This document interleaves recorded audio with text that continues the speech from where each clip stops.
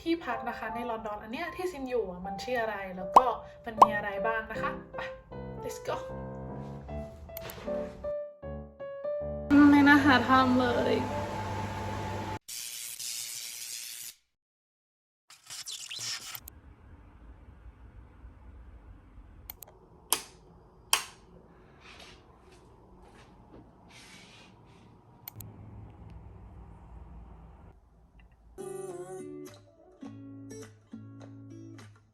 Don't be so hard on yourself.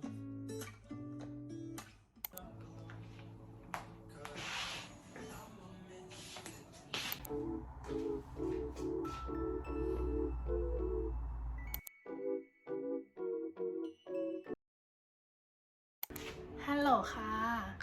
ก็เดี๋ยวนะคะเราจะเริ่มทำอาหารกันก่อนเนาะแบบตอนเช้าอะไรประมาณนี้เนาะเดี๋ยวขอกินน้ำก่อน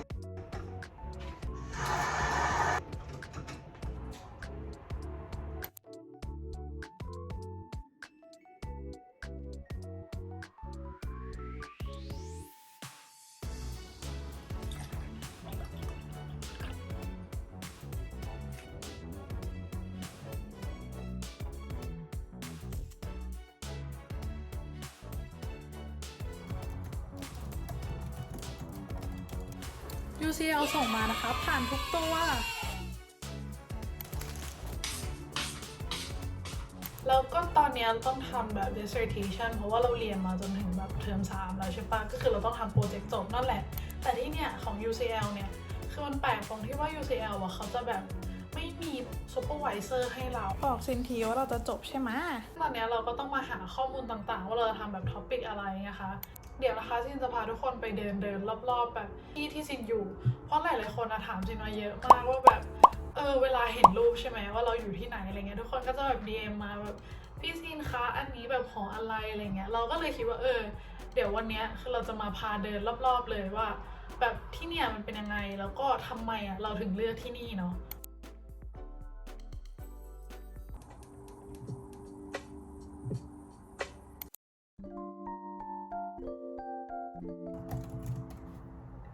โอเคค่ะซินนะคะก็ทำเสร็จเรียบร้อยแล้วเนาะแบบตัว ethical form อะไรเงี้ยเดี๋ยวเราส่งไปก็เดี๋ยวรอเขาฟีดแบ็กกลับมาว่ามันโอเคอะไรยังไงบ้างเนาะก็ตอนนี้นะคะงั้นเราก็ไปเดินดูดีกว่าค่ะว่าที่พักนะคะในลอนดอนอันเนี้ยที่ซินอยู่มันชื่ออะไรแล้วก็มันมีอะไรบ้างนะคะไป let's go เดี๋ยวนะคะจะพาไปเดินที่ดาดฟ้าเนาะแล้วก็พาไปเดินรอบๆแล้วก็ไปซื้อ grocery shopping มาทำอาหารค่ะถ่ายให้ตั้งแต่หน้าหอเลยนะคะอันนี้คือหอพักของเราก็คือที่นี่นะคะใกล้เดียวมากๆแล้วก็แบบเวลาสมมติว่าเราเข้าเมืองเนาะก็15นาทีอันเนี้ยเดินเข้าหอก็5นาทีอันนี้นะคะก็มี garden rooftop อยู่ข้างบนด้วยเนาะเวลาเขามีปาร์ตี้อะไรอย่างเงี้ยเขาก็ชอบจัดบนนี้ส่วนต่อไปนะคะเป็น sharing study room เนาะก็อันเนี้ยเปิดเข้ามาปุ๊บเขาก็จะมีที่นั่งแบบแยกๆกันซึ่งเราว่ามันโอเคเลยแบบเวลามานั่งอ่านหนังสือเองอะไรอย่างเงี้ยค่ะแล้วเขาก็มี2ห้องด้วยนะก็คือจุเด็กได้ค่อนข้างเยอะเลยอันนี้นะคะก็จะมี cinema room เนาะเขาก็จะมีจัดกิจกรรมบ้างแหละแล้วอันนี้ก็เป็น playing room นะคะห้องต่อไปนะคะเป็น activity room เนาะจริงๆมันก็มีแบบโซฟาให้มานั่งแบบชิลๆได้อะไรอย่างเงี้ยแล้วก็จริงๆมันจะมีห้องที่มันเอาไว้เป็นแบบ dancing class บางครั้งก็มีซุมบ้ามีโยคะอะไรอย่างเงี้ยก็แล้วแต่เช่นว่านะคะการที่เราต้องแบบหาหอพักใหม่ของการมาเรียนต่อต่างประเทศเนี่ยก็เป็นเรื่องที่ค่อนข้างปวดหัวเลยค่ะเนี่ยเราต้องมาเริ่มต้นใหม่อะไรใหม่ๆทั้งหมดเลยจริงๆนะแต่ว่าตอนนี้นะคะเราก็มีตัวช่วยนะคะก็คือทาง Amber Student ค่ะเขามีหลากหลายประเทศมากๆเลยนะพี่เขานะคะช่วยหาหอพักเนาะทุกๆ process เลยแล้วก็ฟรีทุกคนสามารถรีดีสได้ที่ลิงก์ข้างล่างนี้เลยค่ะทาง Amber Student นะคะเขาก็มีหลากหลายเมืองแล้วก็หลากหลายประเทศเลยนะคะยังไงทุกคนก็ลองดูได้นะคะนี่เป็นเมืองทั้งหมดเลยแล้วซึ่งนะคะก็อยู่ที่ Eleanor Rosa House ค่ะไปค่ะทุกคนเราไป grocery shopping กันดีกว่าค่ะอันนี้นะคะเราก็อยู่กันที่ M&S Food เนาะอันนี้นะคะเขาก็จะมีทั้งแบบเวจจี้มีทั้งขนมมีครบทุกอย่างเลยเนี่ยขนมก็น่ากินมากแล้วก็ผักผลไม้ที่นี่นะคะสดมากๆอันนี้แค่2 ปอนด์ 10 เองยังไม่ถึง100เลยนะอันเนี้ยคือทำอาหารกินเองที่เนี่ยจะถูกกว่าเยอะเลยก็เดี๋ยววันนี้เรากลับไปทำกันดีกว่าแต่ว่าเมนูอะไรนะคะขออุบไว้ก่อนเลยนี่นะคะก็เป็นสวรรค์ของแบบคนที่ชอบของหวานเลยเนาะอันนี้เป็น perfect roll นะคะก็จะคล้ายๆครีมพัฟแต่ว่าข้างในมันจะแบบใส่ไส้อะไรก็ได้ แล้วก็อันต่อไปนะคะ อันนี้เป็นคุกกี้โดแบบดิเซอร์ตจ้าอันนี้น่ากินมากแต่ว่าช่วงนี้นิดนึงต้องพักก่อน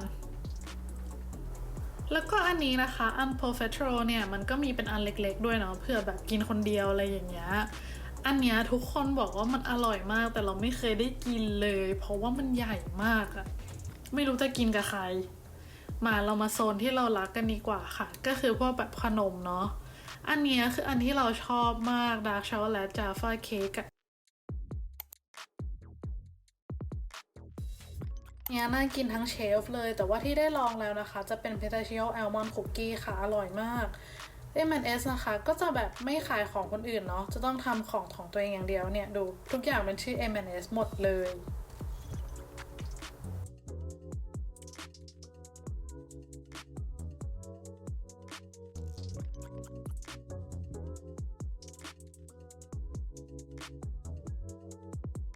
ขนมทั้งหมดนี้13ปอนด์ค่ะนี่ว่าลอนดอนอะเหมาะกับสายชอบของหวานอะเพราะว่าลอนดอนนะของหวานอร่อยมากๆเลยแต่ละอันอะกราโนล่านี้นะคะดาร์กช็อกโกแลตคอมเพรสอร่อยมาก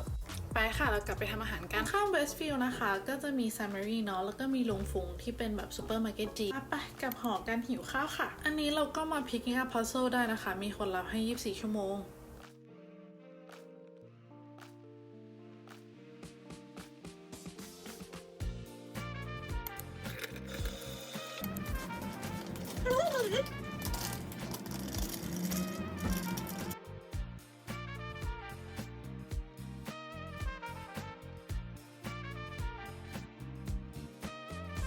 ที่เห็นอยู่ข้างหลังนั้นนะคะก็คือแบบจะลองทำนี่มาม่าเนยถั่วใช่ปะแต่ว่าปัญหาตอนแรกอะก็คือแบบ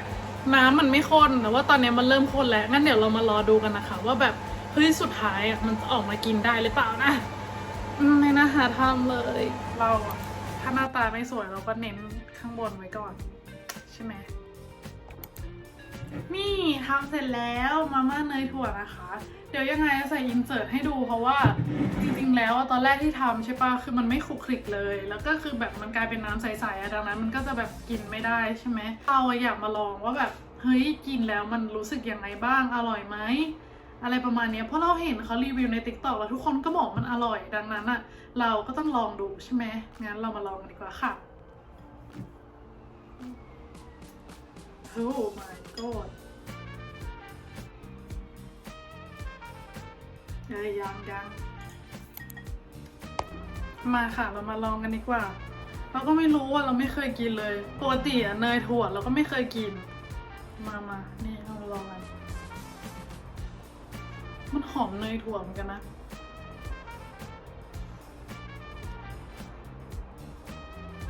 Few moments later.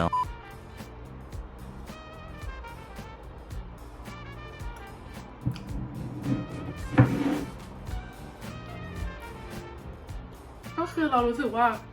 มันมีความแบบครีมมี่ของเนยถั่วอยู่ใช่ปะแต่ว่ามันก็มีความเผ็ดของมาม่าเผ็ดของเกาหลีมันก็เลยเข้ากันแล้วมันก็เลยมีความครีมมี่ที่แบบ